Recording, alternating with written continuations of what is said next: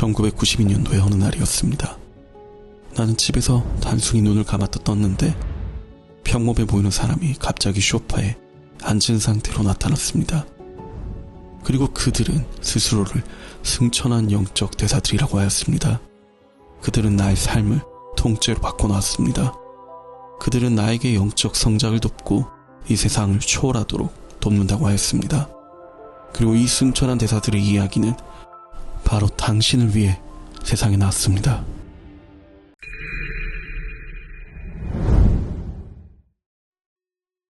시간은 그대의 마음속에서 단 한순간 반짝 지속되었다.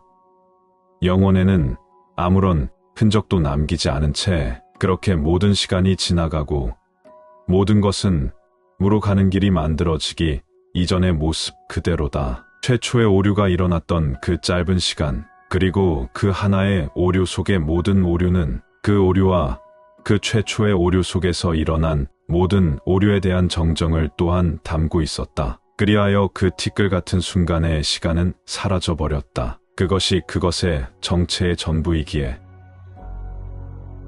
내가 기억할 수 있는 가장 오래전부터 나는 시간이란 주제에 매료되어 있었다. 그들을 만난 지 8달 후인 1997년 4월에 아턴과 퍼사는 11번째로 내 앞에 나타났다. 나는 질문을 준비하고 있었다.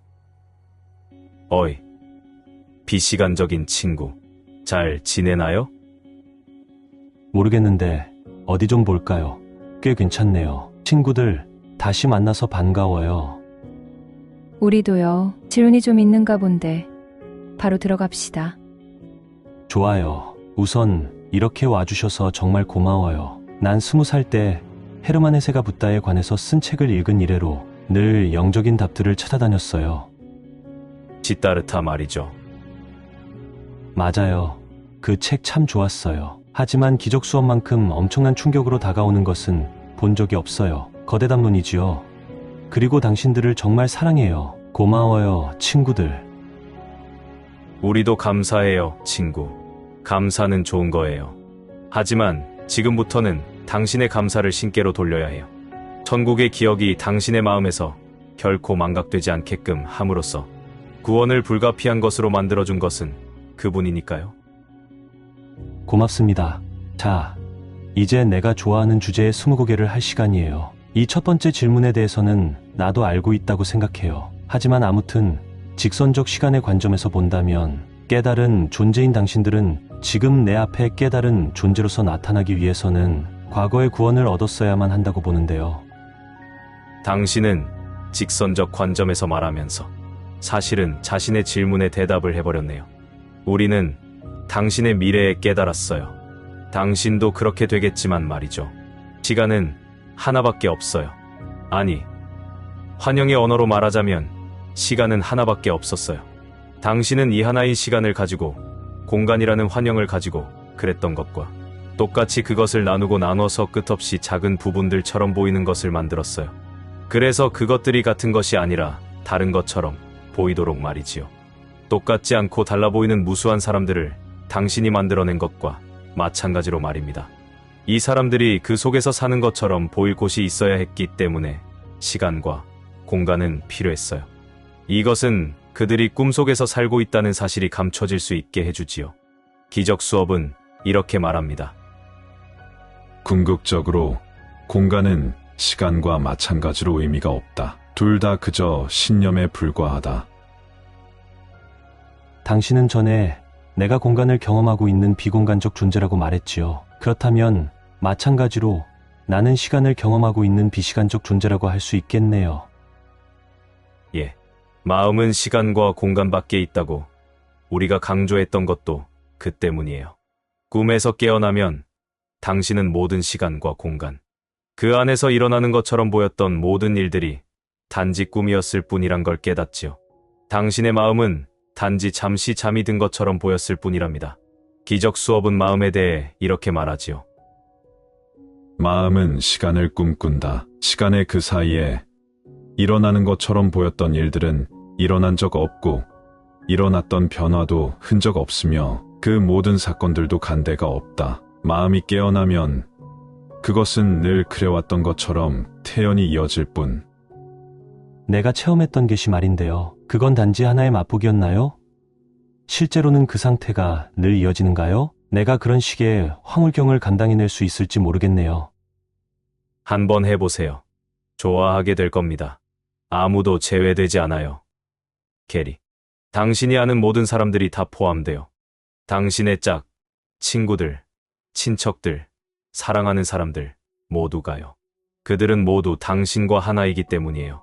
그 일체감은 초월경 너머의 것이랍니다. 그렇게 됐으면 좋겠어요. 그럼 물어보려고 했던 것을 다 잊어버리기 전에 계속합시다. 예컨대 기적 수업은 모든 것이 분리의 상징에 지나지 않는다고 말합니다. 그리고 당신도 말했듯이 거기에는 시간 자체도 포함됩니다. 나는 우리의 이 꿈과 같은 매생애들은 시간이 지속되게끔 만들어주는 하나의 수단일 뿐이라고 생각하는데 사실은 모든 일이 정말 동시에 일어나는 건가요? 그렇습니다. 기적 수업이 뭐라고 말하는지 들어보세요. 공포의 순간이 사랑의 자리를 차지했던 그 한순간을 그대는 날마다 그리고 하루하루의 매분을 그리고 그 매분 속의 순간순간마다 하염없이 재생해내고 있다. 그렇게 그대는 날마다 다시 살기 위해 날마다 죽는다. 과거와 현재 사이의 간격 아닌 간격을 다 건널 때까지 매 생애가 이러하니 생애란 탄생에서 죽음까지라는 그리고 또 다시 탄생에 이르는 외견상의 시간적 간격, 재생될 수 없는 먼 과거로 사라진 한순간의 반복, 또한 모든 시간이란 끝나버린 것이 아직도 지금 여기에 있다고 믿는 한간 미친 신념이다. 과거를 용서하고 놓아 보내라. 그것은 각오 없으니.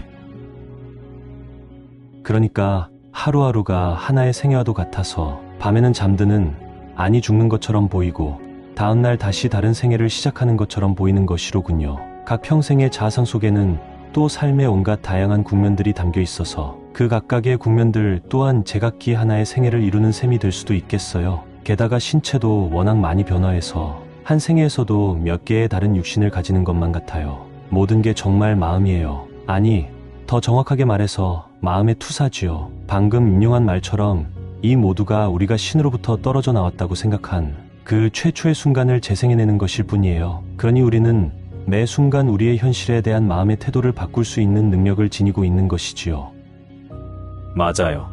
아메리카 인디언들은 이렇게 말하곤 했답니다. 저 거대한 신비를 보라. 기적 수업에서는 이렇게 말하고 있지요. 저 거대한 투사를 보라. 그러나 두려움으로서가 아니라 그것은 반드시 치유되어야 한다는 결의로서 그것을 바라보라. 그대가 지어낸 것은 그 무엇도 그대를 지배하지 못한다. 그대가 아직도 그대의 창조자에 반하는 의지를 품고 그에게서 떨어져 나오려고 하지 않는 한 시간은 그대가 지어낸 것이니 그대는 시간을 부릴 수 있다. 그대는 그대가 지어낸 세상의 노예가 아닌 것과 마찬가지로 시간의 노예도 아니다. 예수가 늘 가르치는 것처럼 시간과 영혼을 동시에 가질 수는 없습니다. 당신은 선택을 해야만 합니다.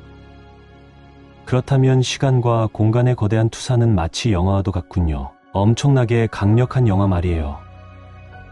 예, 그것을 정말로 이해하고 나면 문제는 그 영화를 누구와 함께 보느냐 하는 것이 된답니다. 당신은 그 영화를 에고와 함께 보면서 에고가 해석해주는 것에 귀를 기울일 수도 있고 아니면 성령과 함께 보면서 그것의 해석에 귀 기울일 수도 있습니다. 그의 해석 말이죠? 정확히 말하자면 그것에입니다. 예수는 예수의 가르침을 바탕으로 그렸다고 주장하는 성경의 그림을 바로잡는 한 사람의 화가처럼 말하고 있다는 사실을 잊지 마세요. 그래서 그는 성서적 표현을 사용하고 있는 겁니다. 성경에서 환생에 관한 많은 부분이 삭제됐다는 게 사실인가요? 그렇습니다. 많은 오류가 일어났던 사색이었어요. 성경에 대한 우리의 언급은 다는 아니더라도 대부분 도마와 내가 살았던 세기에만 한정시킬 겁니다. 지금 우리는 영화를 예수 혹은 성령과 함께 보면서 바른 마음의 해석에 귀 기울이는 것에 대해 이야기하고 있어요. 이것은 중요한 한 가지 문제를 제기합니다. 비록 당신은 자신이 이곳에서 영화를 보고 있는 것처럼 느끼더라도 사실은 여기서 보고 있는 것이 아니에요. 당신은 더 높은 차원에서 그것을 보고 있고 당신의 경험은 여기한 육신 속에서 영화를 보고 있는 것이지요. 그뿐 아니라 당신은 이미 일어났던 일들을 보고 있는 겁니다. 기억 속에 억눌러 놓았거나 잊어버렸던 것을 마치 비디오로 다시 보듯이 말이지요. 실습서에 나오는 이 놀라운 말들을 숙고해 보세요. 종합해 보면 이것은 시간이라는 환영에 대한 기적 수업의 가르침을 개괄해주고 있습니다. 때가 되면 모든 마음에게 아버지와 아들이 하나라는 계시가 올 것이다. 허나 그 때는 누가 일러주는 것이 아니라 마음이 스스로 정하는 것이다. 때는 이미 정해져 있다. 매우 임의적인 것처럼 보일 뿐이다. 그러나 아무도 순전히 우연으로 그 길을 걷게 된 경우는 없다. 아직 길을 나서지 않았음에도 불구하고 그는 이미 발걸음을 올려놓았다. 시간은 오로지 한 방향으로만 가는 것처럼 보이므로 우리는 이미 다 맞춰진 여행을 떠나고 있는 것일 뿐이다. 그럼에도 그것은 아직도 알려지지 않은 미래를 지닌 것처럼 보인다. 시간은 속임수요 손재주요 온갖 형상이 마술처럼 지나가는 거대한 환영이다. 그러나 드러난 것들의 배후에는 변하지 않는 어떤 계획이 있다. 각본은 정해졌다. 경험이 찾아와 그대의 의심에 종지부를 찍을 시간은 이미 정해져 있다. 우리는 그 여행을 그것이 끝난 지점으로부터 바라보고 있을 뿐이다. 그것을 되돌아보며 우리가 그 여행을 다시 한번 하고 있는 것으로 상상하면서 이미 지나간 것을 마음속에서 돌이키면서 우리가 여행길을 떠난다고 한 것은 예수가 우리와 함께 그것을 보고 있고 우리가 원한다면 그가 도와주리라는 뜻인가요? 정확해요.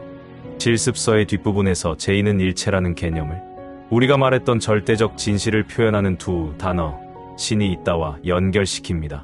그러고는 그것을 다음처럼 시간이라는 주제에 연결시키지요. 그것은 마음을 과거와 미래가 상상되지 않는 끝없는 현재 속으로 돌아오게 한다. 세상은 결코 존재한 적이 없다. 영혼만이 변함없는 상태로 남아있다. 이것은 우리가 앞당기려 애쓰는 경험 너머에 있다. 그러나 용서를 가르치고 배워가노라면 용서는 아울러 마음 자체가 이것만 빼고는 다 버리기로 결심했던 그 시간이 지금 당도에 있음을 깨닫게 하는 경험들을 가져다 준다. 모든 배움은 이미 성령의 마음속에서 온전히 맞춰져 있었다. 성령은 시간이 품고 있는 모든 것을 알고 있었으며 그것을 모든 마음들에게 주었다. 그리하여 시간이 끝난 지점으로부터 각자가 그것이 계시와 영원 속으로 풀려날 시기를 정하도록 그대는 이미 끝난 여행을 하고 있는 것일 뿐임을 우리는 이미 여러 번 말했었다. 일체는 여기에 있어야만 하는 것이다. 마음이 계시를 위해 정한 그 어떤 시간도 언제나 그랬듯이 영원하며 영원히 지금과 같을 변함없는 상태인 그것과는 전적으로 무관하다. 모든 것이 이미 다 이루어져 있고 나는 단지 내 감춰진 무의식이 투사해내는 꿈속의 영화를 보고 있는 것일 뿐이라면 그리고 외견상의 나의 움직임들 또한 어떤 식으로든 로봇처럼 조종되고 있는 것이라면 나는 걱정할 거리가 없네요. 그렇지 않아요? 나는 그저 내 멋대로 살아도 구원은 어떻게든 찾아오게 되어 있는 것 아닌가요? 글쎄요. 아닙니다. 그래도 당신은 자신이 할 일을 해야만 합니다. 방금 인용한 말 다음에 예수는 이렇게 말하지요.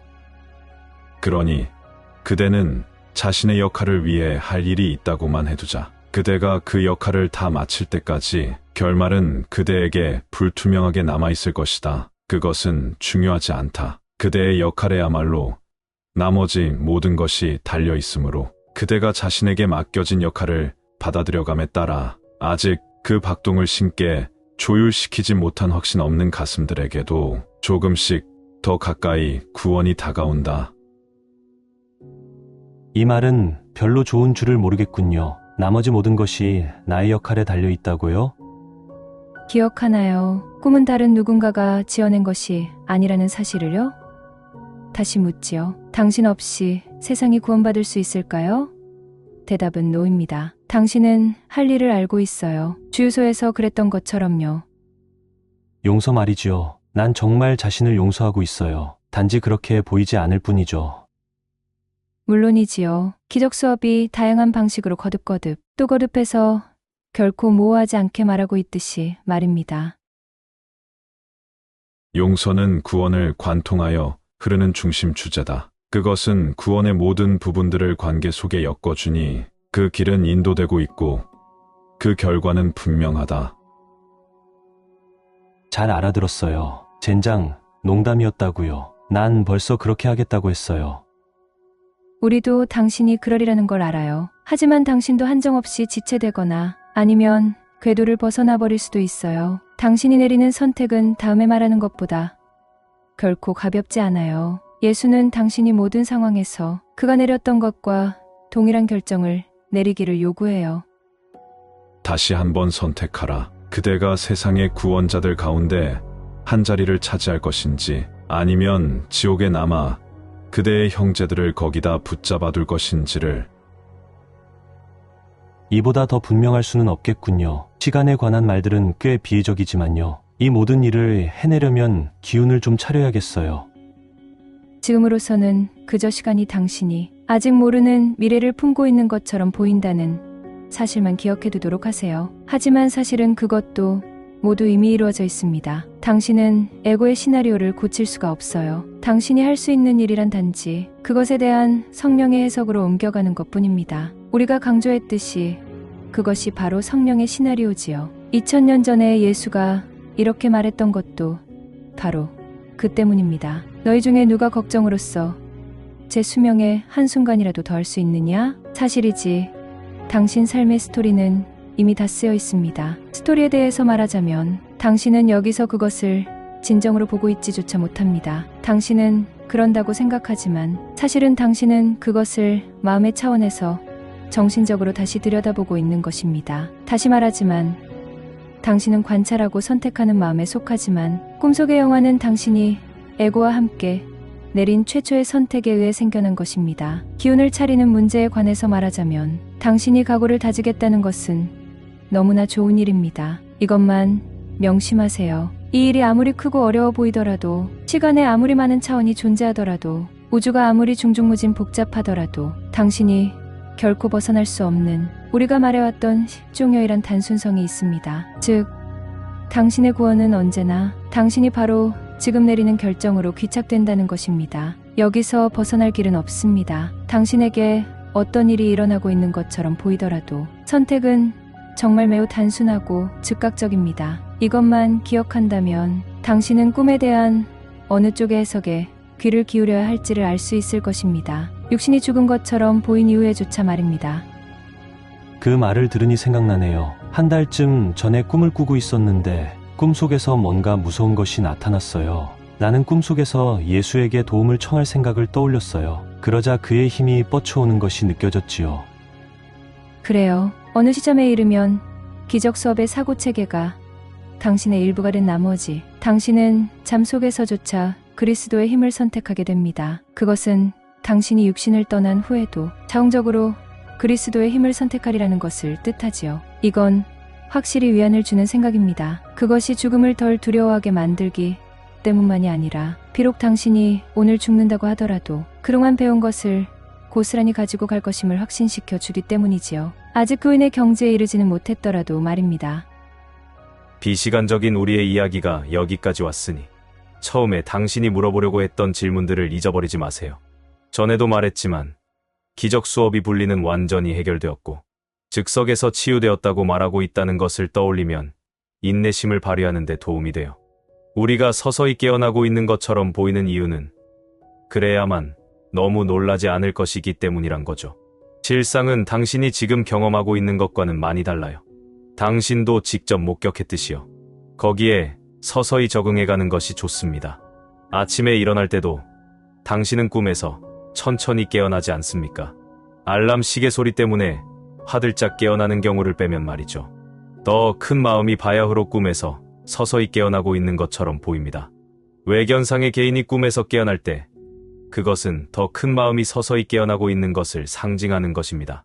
우리가 인용하고 있는 가르침들에 비추어 보자면 사실상 꿈은 한순간에 이미 끝이 났지만 말입니다.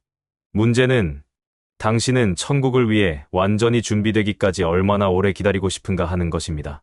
기적 수업은 이렇게 깨우쳐줍니다. 그대의 형제는 가는 곳마다 있다. 구원을 위해 멀리 찾아다닐 필요가 없다. 매분, 매 초가 그대 자신을 구원할 기회를 준다. 이 기회를 놓치지 말라. 기회가 다시 오지 않을 것이기 때문이 아니라 기쁨을 뒤로 미룰 필요가 없기 때문이다. 우리는 전에 신은 아들이 부드럽게 잠에서 깨어나기를 바라고 있다는 기적 수업의 말을 인용한 적이 있습니다.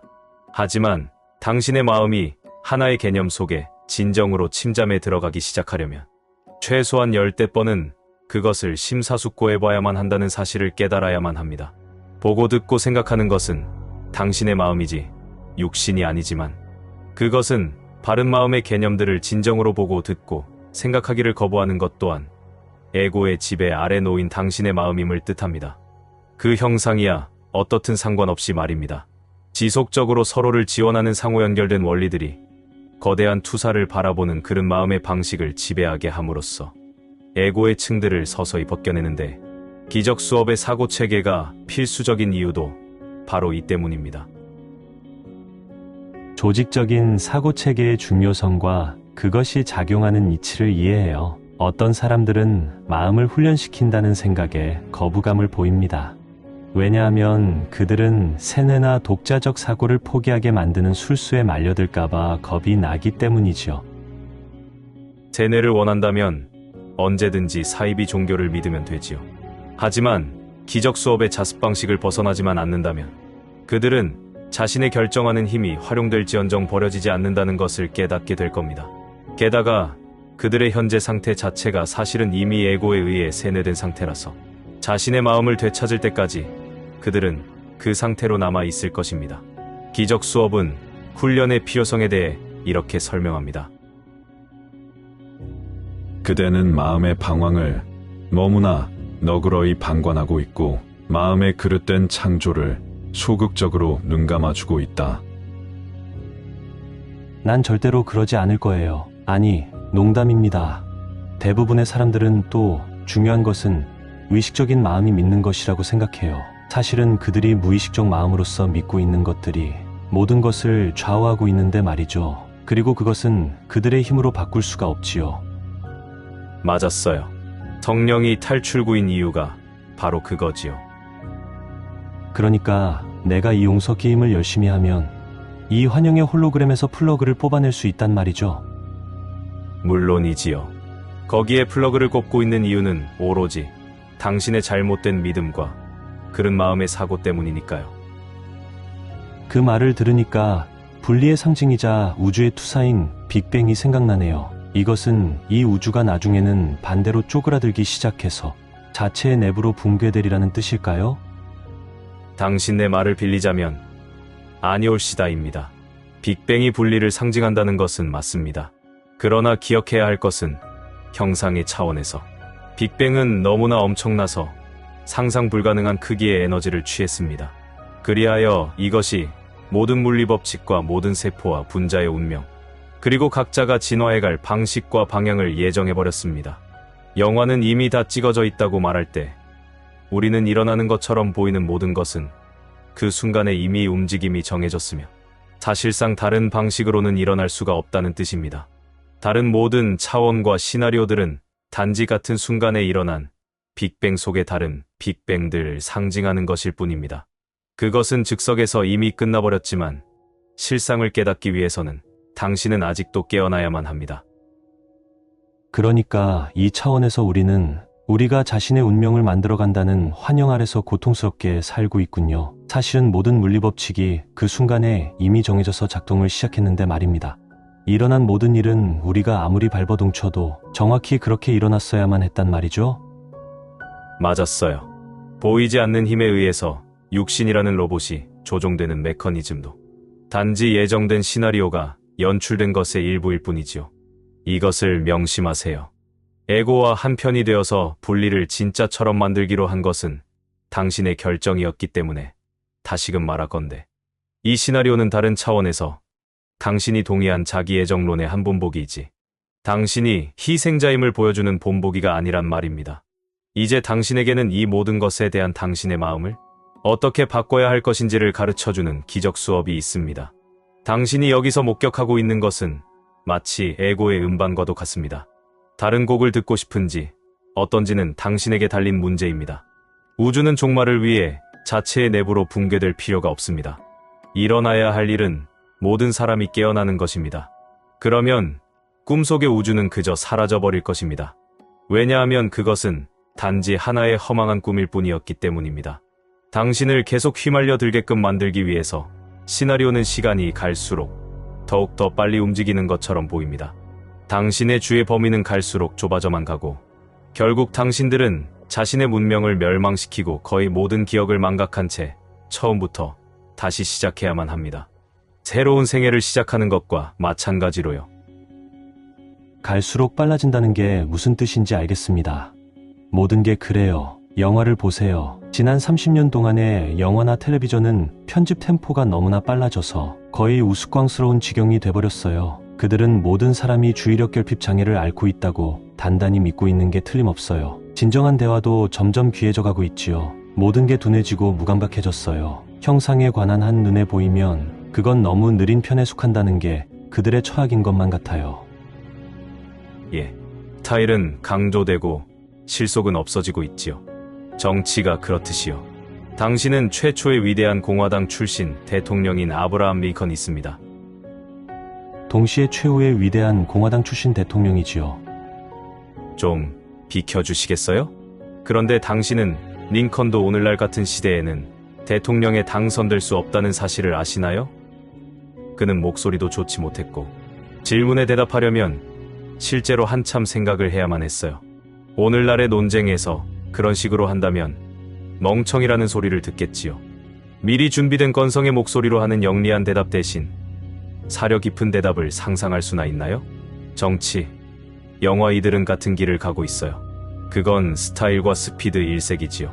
그것이 사람들을 갈수록 광기로 몰아넣는 것 외에 무슨 이득을 가져다 주겠어요? 맞아요. 미쳤을 때는 시간이 쏜살처럼 지나가지요. 난 정말 영화를 좋아해요. 나는 그저 영화 편집이 어떻게 변해가고 있는지를 지적하고 싶었어요. 그런데 다양한 선택이 가능한 시나리오에 대해 아까 한 이야기는 영화는 이미 다 찍혀 있다는 생각과는 모순되는 것 같은데요. 실제로는 그렇지 않아요.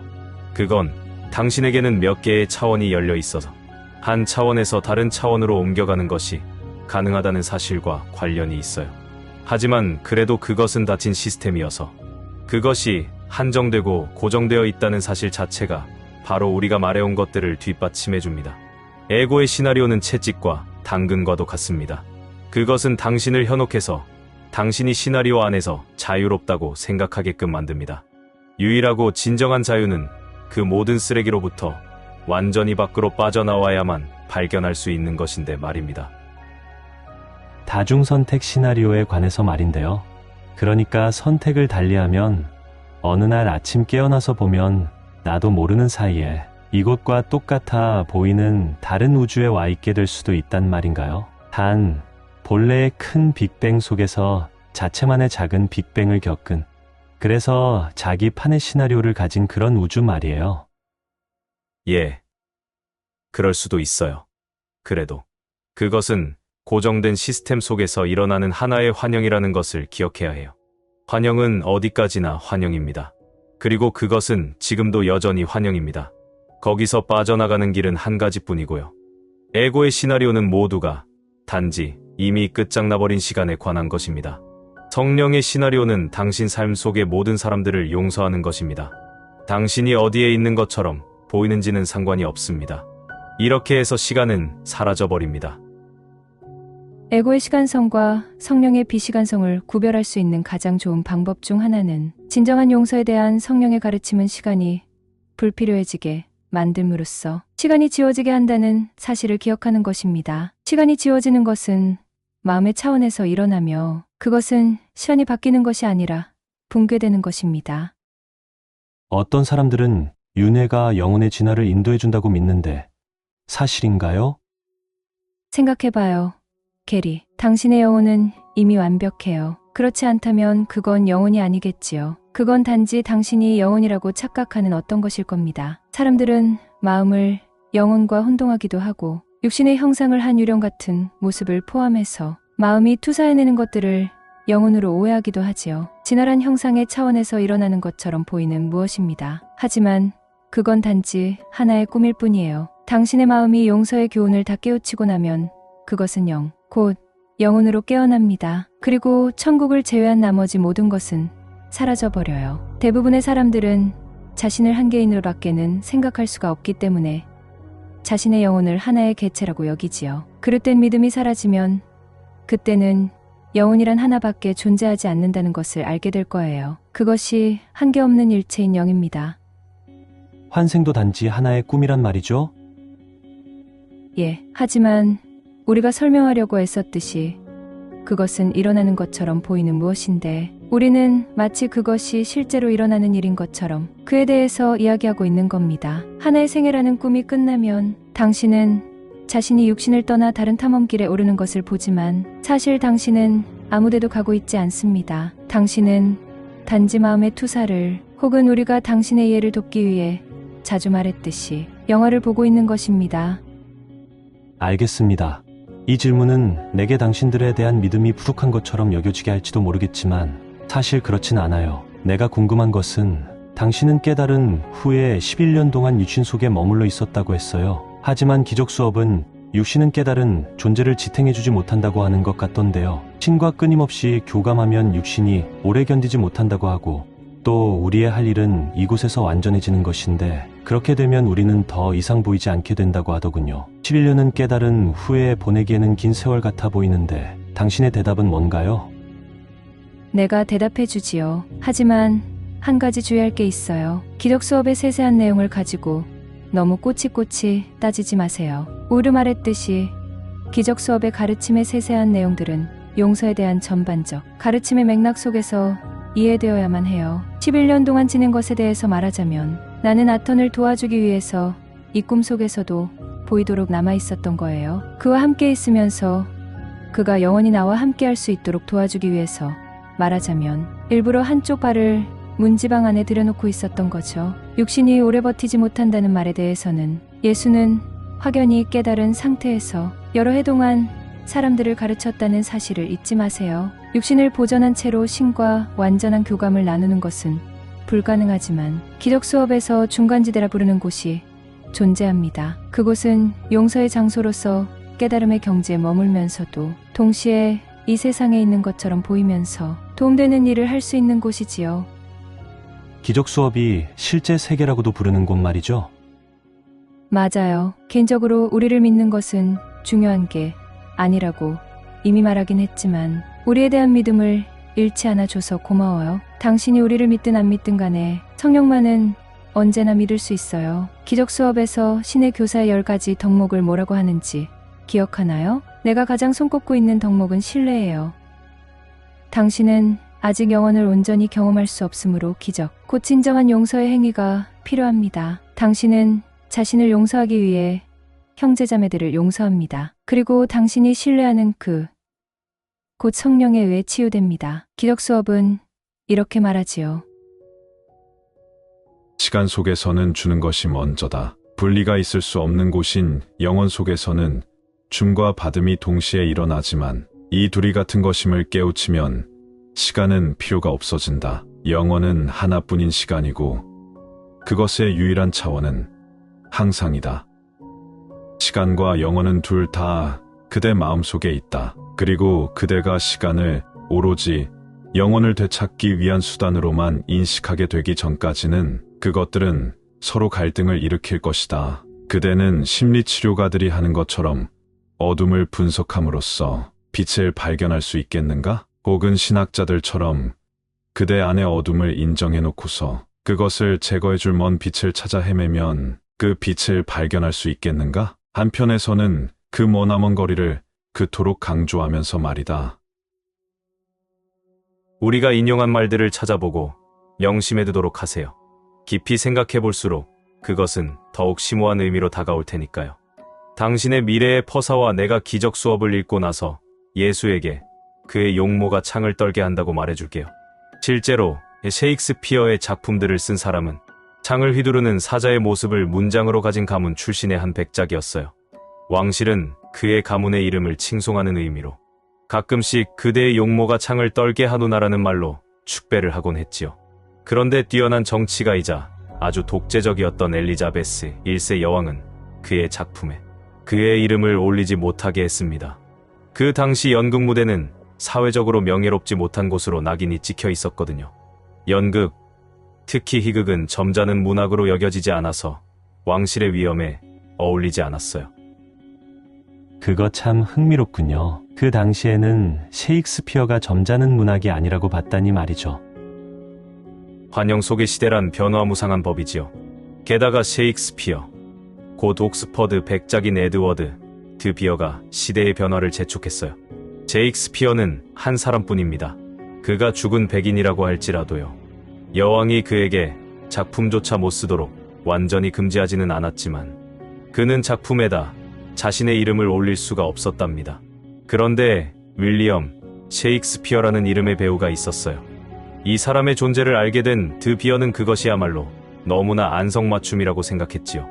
가문의 문장인 창을 휘두르는 사자와 관련된 말로서 왕실이 축배를 드는 드 비어라는 사람이 있는데 또 이 연극계에 셰익스피어라는 이름을 가진 사나이가 있었던 겁니다.